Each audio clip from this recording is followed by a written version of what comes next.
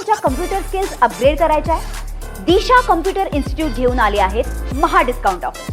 आता कोणताही कोर्स करा फक्त 1800 रुपयांमध्ये.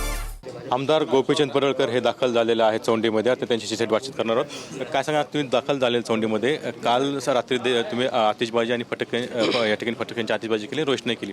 त्या दरम्यान रोहित पवार देखील तिथे दाखल झाले. गोंधळ बघायला मिळाला. नाही, गोंधळाचा विषय नाही. ते दरवेळेस त्याचा तो प्लान आहे. परत बाहेर येऊन अर्धा तास थांबले होते. मी त्यांना वाटतं इथं भांडणं व्हावीत, चौंडीच्या कार्यक्रमाला गालबोट लागावं असा प्रयत्न रोहित पवार सातत्यानं करतोय. हे तीर्थक्षेत्र आहे. हे तर गर्दी करून घोषणाबाजी करायचं ठिकाण नाही आहे. तुम्ही घोषणाबाजी दिल्यानंतर आमची तर लोक उत्स्फूर्तच आहेत ना, ते त्याला उत्तर देणार. ते काय असं काय मान खाली घालून जाणार काय? तो काळ राहिलेला नाही. उगाच कोणीतरी प्रस्तावित दिला आणि स्टंटबाजी करेल तसं नाही. ते ठोसा मिळेल. त्यामुळे त्यांनी कुठे टीका केलेली आहे की वैयक्तिक गाणे लावून त्यांनी डान्स केला त्या ठिकाणी. हे बघा, वैयक्तिक गाणं कधी लावलं काय? आम्ही काय डॉल्बीवाले काय? लावणाऱ्याने लावलं. त्यांना वाटलं असेल पवार आलाय तर ह्याला ठोसा ह्याच गाण्यानं बसू शकतो, लावला असेल. त्यात काय फरक पडतोय?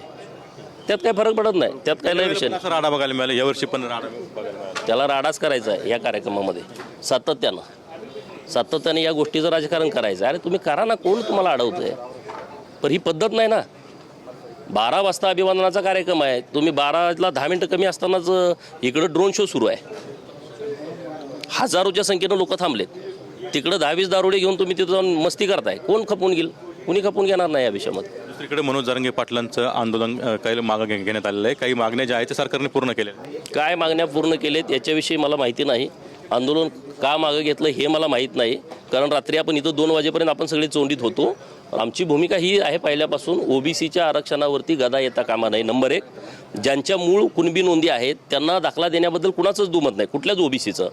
परंतु मराठाच्या मागं कू लिहायचं, मराठाच्या पुढं कू लिहायचं, हे करून जे दाखले काढलेत, ओव्हर रायटिंग करून दाखले काढणे, कागदपत्र जोडून दाखले काढणे, बोगस कागदपत्र तयार करणे, याच्यावरती आक्षेप आहे. आणि अनेक लोकांनी काढले ते दाखले. त्याचे काही पुरावे पण आम्ही दिलेले आहेत. आम्ही त्याच्यासाठी आता लढतोय. आणि म्हणून राज्य सरकारकडे आमची मागणी अशी आहे, अशा पद्धतीचे ज्यांनी चुकीचे दाखले काढलेले आहेत त्यांना हायकोर्टामध्ये जाण्याऐवजी, हायकोर्टात गेलं का ते 2-2, 3-3, 4-4 वर्ष जातं. ज्या जात पडताळणी समितीने त्यांना प्रमाणपत्र दिलं आहे त्याच जात पडताळणी समितीनं ते सगळं रद्द करून द्यायचं, जे बोगस दाखले असतील तर. आता आमच्या सांगलीमध्ये एक प्रकरण असं घडलं आहे, तर त्याच्यासाठी आता समिती नेमलेली आहे माननीय मुख्यमंत्री महोदयांच्या आदेशाने. आम्ही त्याचा पाठपुरावा करतोय. आणि महाराष्ट्रातल्या त्या सर्व ओबीसींना मी आवाहन करतो, असं जर तुमच्या निदर्शनास आलं की कागदपत्राची फेरफार करून, कागदपत्रामध्ये ओव्हर रायटिंग करून, बोगस कागदपत्र जोडून जर कुणी दाखला काढला असेल आणि त्याचे पुरावे तुमच्याकडे असतील तर तुम्ही आमच्याकडं कॉन्टॅक्ट करा. आम्ही त्याचा पाठपुरावा करू. मराठा समाजाच्या आरक्षणाच्या बाबतीमध्ये आमचा कसलाच विरोध नाही.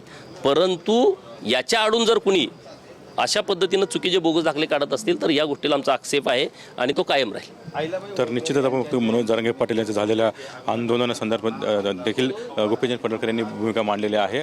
आमचा कुणबी या प्रमाणपत्राला आक्षेप असल्याचं त्यांनी म्हटलेलं आहे. तसंच काल झालेल्या राड्यावरून रोहित पवारांवर देखील ठोसा आम्ही उत्तर देऊ असं आव्हान जे आहे ते त्यांनी दिलेलं आहे.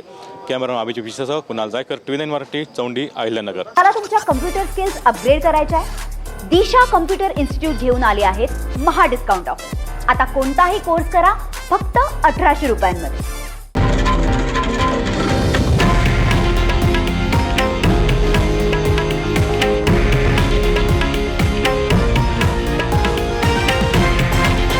हे आहे देशातील नंबर 1 न्यूज नेटवर्क आणि आपण पाहत आहात TV9 मराठी, एकमेव.